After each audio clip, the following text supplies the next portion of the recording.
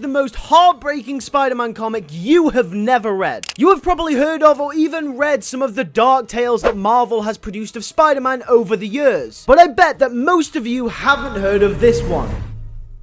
Spider-Man is renowned for being one of the most relatable superheroes on the planet. It's one of the reasons people claim him to be so popular. The everyday and everyman aspect of his character is what makes him appealing across the board for all audiences. When Stan Lee and Steve Ditko first created the character, there was actually no teenage superheroes around at the time. Well, there were the likes of Robin, but in terms of there being a solo act teenage superhero, Spider-Man was the first one, with the likes of Tony Stark or even Bruce Wayne being brooding billionaires in their 30s. No, this was a kid, this was a teenager, someone that younger audiences like myself growing up with the character could relate to. And this aspect of the character has become a staple of what makes Spider-Man one of the most successful characters in all of fiction, never mind comic book history. This theme of Peter is a core aspect of the character that you can identify in many versions of the webhead. From the shows, the movies, the comics, the games, anything, this aspect of Peter Parker's life is always brought to the forefront of most of these stories. And the idea that he could be Spider-Man was an escape for the audience as much as it was for Peter himself. As years have gone by from Spider-Man's creation, writers added a tremendous amount of personal stories to the roster of Spider-Man's collection. Some of the most notable ones being Kravens Last Hunt, which is a personal story about the insecurities of Sergei Kravinoff, and of course The Kid Who Collects Spider-Man, which is about a terminally ill boy called Tim Harrison who just wants to meet his favorite superhero, Spider-Man. While both of these stories are very different in their own right, it's the context of personal struggle and their themes which are rooted in underlying everyday struggles which makes them great, especially great Spider-Man stories. And this especially goes for The Kid Who Collects Spider-Man, which to this day goes down as one of the most heartbreaking Spider-Man stories on record. But what if I told you there was another story that was as, if not even more heartbreaking than The Kid Who Collects Spider-Man? The story that probably comes to mind is the one about Spider-Bite, another boy who was also diagnosed with cancer who just wanted to see Spider-Man before he passed. But no, I'm not talking about that specific story. I'm talking about a Spider-Man short story called Leah. Leah is a short story which released in 2007 with Friendly Neighborhood Spider-Man Annual 1 and is written by Peter David and penciled by Colleen Doran. We begin the story with what seems like Spider-Man in the middle of a fierce battle with Electro. The colors are bright, the fight is flashy and accentuates Spider-Man as a grand figure, until it is revealed that what we are really looking at is a little girl with the image of Spider-Man fighting Electro on the front of a Daily Bugle newspaper covering her shivering body. The colors are glum, the saturation is dimmed. Everything seems bleak. As we read on, we begin to notice that Leah is in fact homeless, living out of an alley in Manhattan, until her face lights up with joy.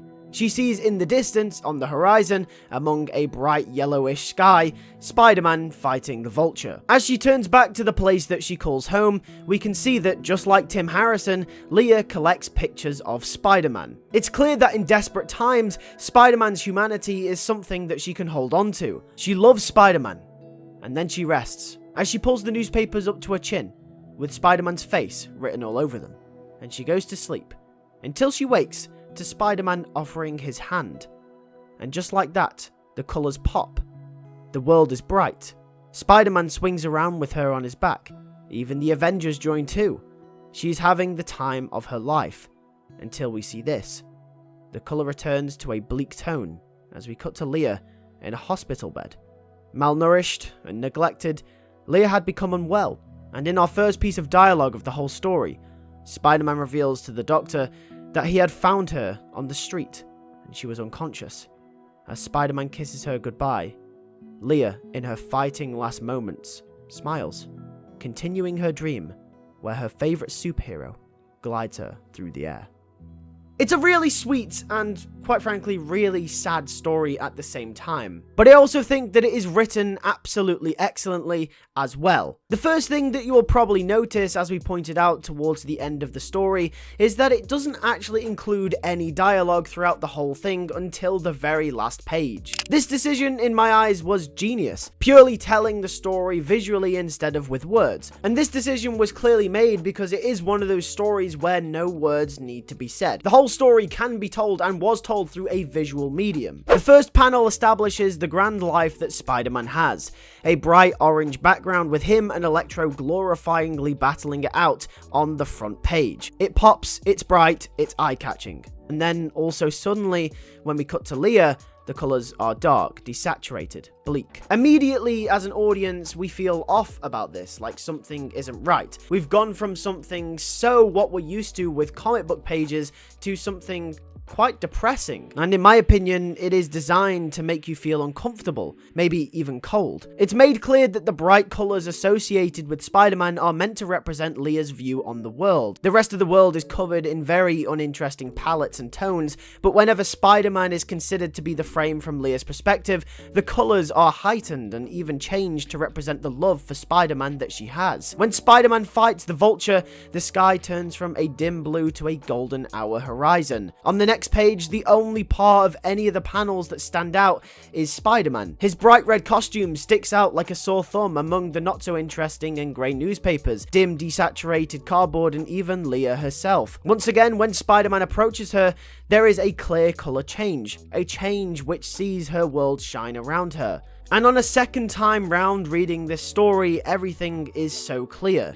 She's ill, she's dying, and the colours are meant to represent this. However, the one last hope that she has in humanity, the one last hope that she has in this dying world, is Spider-Man, and the colours are meant to represent this thought process. And when Spider-Man appears, her dreams are finally fulfilled. Leah dies happily, with the final frame being the brightest of them all, with arguably Leah being the happiest she's ever been as well. But why does Leah love Spider-Man so much? I think this is a question that we're not really asking ourselves, but rather just assuming is the case. And why is there so much emphasis on the colours when Spider-Man shows up in this comic? Well, it's exactly what I mentioned at the start of this video. Spider-Man is an everyman. His selling point is his relatability, and the idea that he looks after the little guy is forever rooted in his character. Cosmic heroes don't have time for people like Leah, but Spider-Man does. Spider-Man cares about each and every single human being in New York City, and he will give his time for any person just like Leah. Because at the end of the day, Peter Parker is just another New Yorker. He is one of them. As far as Peter's concerned, that could be him in her position. Spider-Man might wear a mask, but that didn't matter to her. And no, Peter couldn't save her, but that's what makes him human. The exact thing that Leah loved him for in the first place.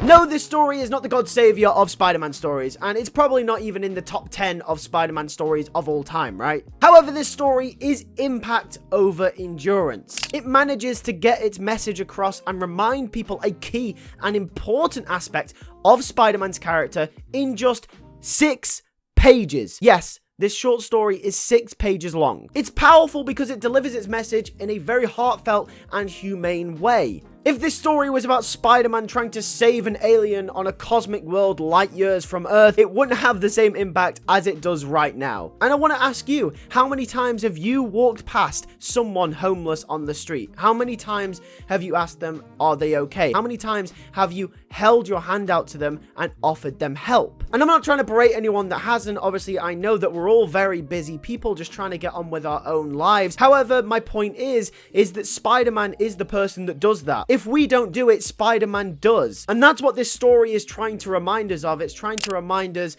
of the core elements of Spider-Man's character, the humanity behind the mask. It's trying to remind us of the selflessness and the responsibility that Spider-Man carries on his shoulders. And it does all of this in just 6 pages. So there's no excuse for any comic book, any story that can't relay Spider-Man and his character traits in just that short amount of time. Because if this story can, then anyone can. And that's why I love this comic so much. In a way, it makes you realize the scope and tenacity of the character himself. Thank you very much for watching this video. If you did enjoy, make sure to hit that like button and make sure to subscribe if you are new. God, it is really hot in here. It's meant to be like winter almost. I am sweating recording this video. You can see like the drops. Anyway, thank you for watching, and I'll catch you guys in the next video. Take care and peace.